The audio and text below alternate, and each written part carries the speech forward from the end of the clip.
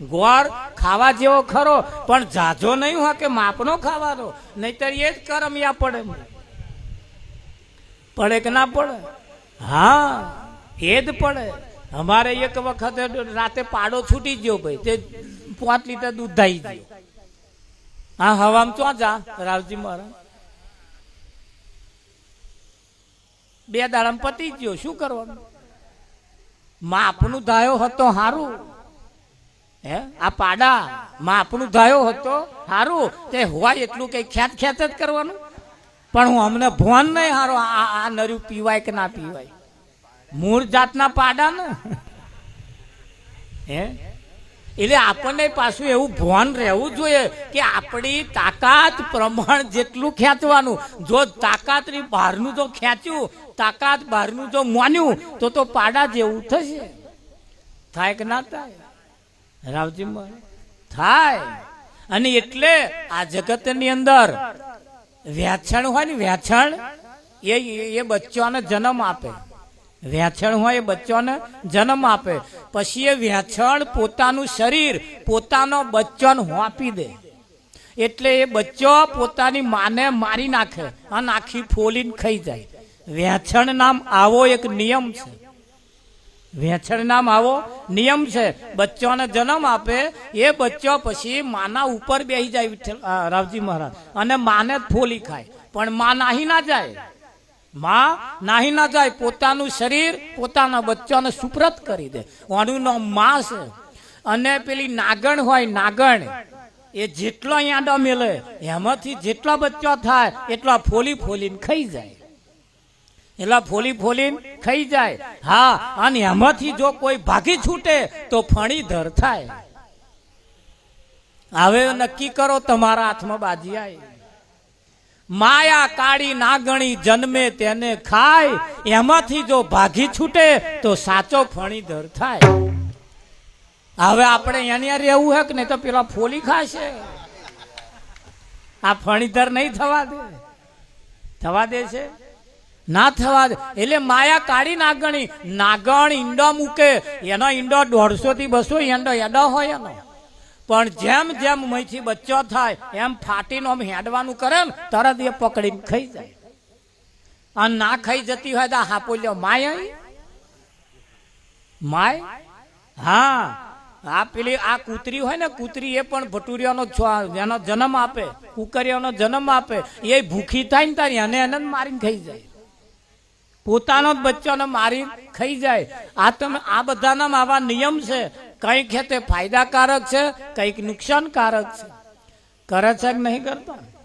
હે, કઈક ભેંસો તમે જુઓ પાડાને ધાવાય નહીં દેતો, અને કઈક પાડાને ધાવ્યા વગર પાહોય નહીં મિલતો તારે.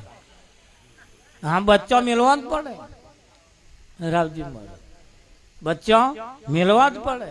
આમ તો અમારે પાડું મરી ગયું. પેલું આગળનું પૂરિયાનું પાડો બનાવ્યો, આમ હુંવાડી મેળ્યો ઉપર ઢોકી. તો આમ શાયદ આખો પાછો કરીએ ને એટલે પાહો મેળ દે. પણ મારા 3-4 દાડા પછી એને ખબર પડી ગઈ આ મારો પાડો નહીં. 2-4 દાડા તો છેતરાયો. બોલો. પણ પછી એમને ખબર પડી જાય.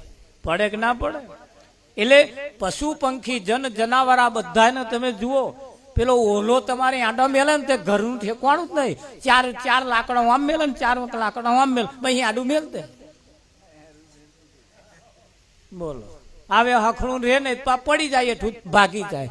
પેલી સુગરીઓ આંડો મેલે પણ કેવા ઘર બોતે તમે જુઓ. તો આ સુગરીઓને કોઈ એન્જિનિયરે એને પાઠ ભણાયા કે આવી રીતે મારા ગૂંથવાના? એમના એન્જિનિયર પ્લાન છે, અને પેલા ઓલા નામ હારા નામ એન્જિનિયર પ્લાન નહીં. એન્જિનિયર પ્લાન નહીં. અને બોલે તાર મોટું બોલે, પ્રભુ તું.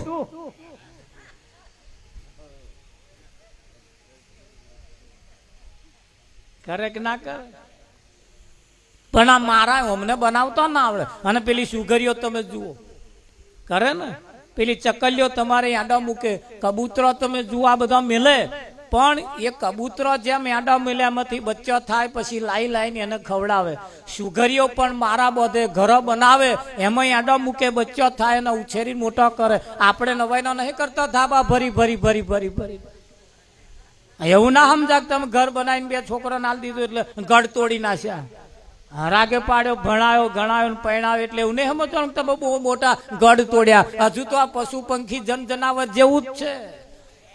તમારા કરતો વિશેષ પેલો કરો છો, નહીં કરતો? હા, એમને ખોરાક લાઈને ખવડાવે છે, નહીં ખવડાવતા?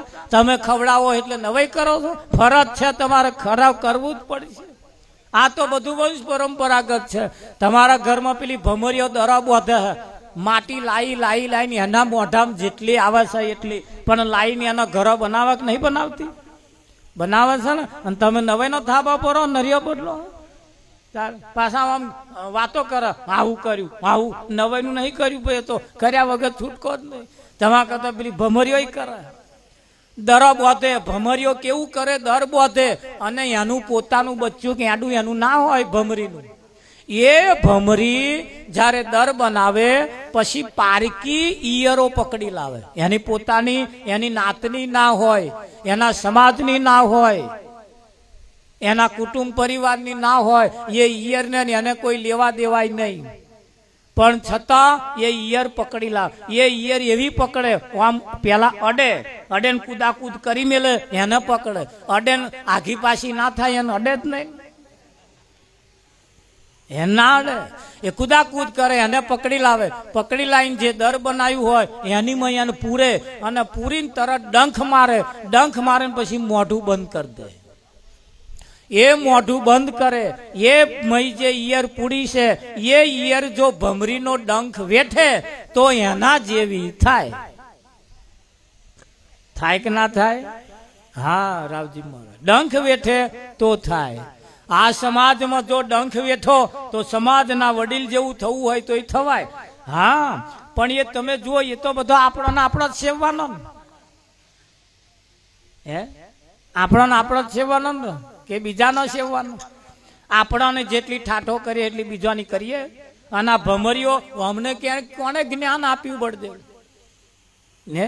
પણ એ ઈયર પકડી લાવે, એને ધર્મ પૂરીને પછી એને બહાર પરિભ્રમણ કર્યા કરે, રમકારામ મારે. અને જે મહી પેઠી હોય ને, પેલો ડંખ માર્યો હોય, એને એમ થાય એ ભમરી